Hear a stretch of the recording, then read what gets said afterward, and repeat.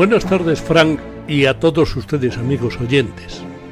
Durante la programación de Miguel Iceta como primer secretario del Partido Socialista Catalán, tanto la presidenta de la Junta de Andalucía, Susana Díaz, como el futuro nuevo secretario general del PSOE, Pedro Sánchez, exigieron, a mí me hace mucha gracia el lenguaje de la izquierda, que creyéndose en posesión de todo derecho moral, político, ético y lo que le queramos poner, nunca piden o creen conveniente, sino que exigen una reforma federal de la Constitución para evitar el choque de trenes entre Cataluña y España y satisfacer las demandas nacionalistas.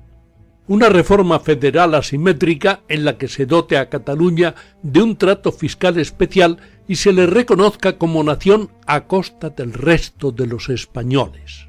Es decir, consagrar constitucionalmente una España de primera, Cataluña, y otra de segunda, el resto de los españoles. Una España privilegiada, Cataluña, y otra poco menos que ignorada, el resto del territorio español. Una España de recaudadores, la Generalidad de Cataluña, y otra de contribuyentes, la de aquellos que no tengan el privilegio de vivir en Cataluña.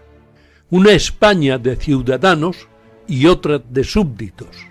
Esto es lo que quiere el PSOE para España, según las manifestaciones de sus líderes. Hoy los nacionalismos son, junto con el paro, el principal problema que tiene que afrontar y resolver la clase política española, la cual más bien parece que está por el pasteleo que por auténticas soluciones de calado. Pero ¿cuál es el origen de los nacionalismos? Nos cuenta el gran pensador español Julián Marías que durante la Restauración Borbónica en España, periodo que media entre la Primera y la Segunda República Española, se iniciaron en nuestro país movimientos que van más allá de la afirmación de la personalidad de las regiones, que siempre había sido muy acentuada, pero que se entendían como partes o miembros de un conjunto más amplio, la nación española.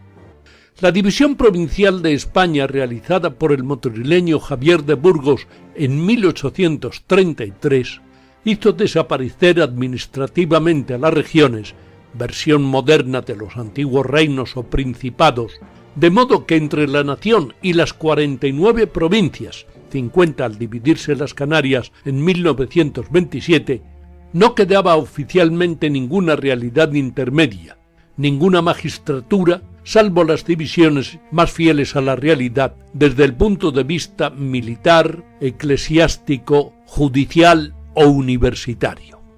Las regiones seguían siendo más reales que las provincias, aunque éstas fueron, bien es verdad, definiendo su personalidad particular a lo largo de siglo y medio, y hasta llegar a ser vividas como la verdadera unidad inmediata a que cada individuo pertenecía.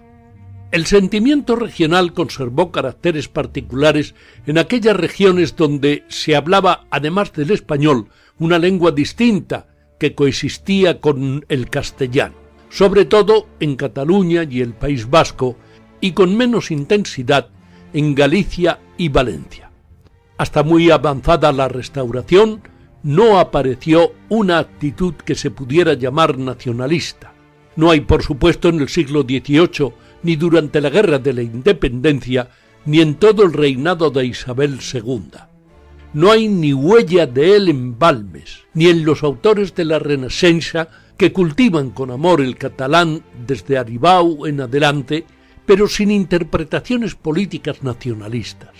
Y esta actitud no despierta recelos en el resto de España. Precisamente en la defensa de la sociedad en 1874 se habla con gran simpatía del movimiento literario en Barcelona, del cultivo del catalán, y se transcribe con gran elogio una poesía titulada Caliu, que difícilmente puede traducirse. Dice y vierte como fuego bajo la ceniza, aunque más directo hubiera sido rescoldo en la traducción que acompaña al original. Ni siquiera lo catalanisme de Valentí Almiral es en rigor nacionalista. En 1886, escrito en España tal como es, donde habla de su bien probado patriotismo catalán, pero dice que los catalanes son tan españoles como los habitantes de las demás regiones de España, y que no podemos ser más que españoles. Por supuesto, el federal Pi Margall afirma con la mayor energía la unidad nacional de España, y además lo demostró con sus hechos.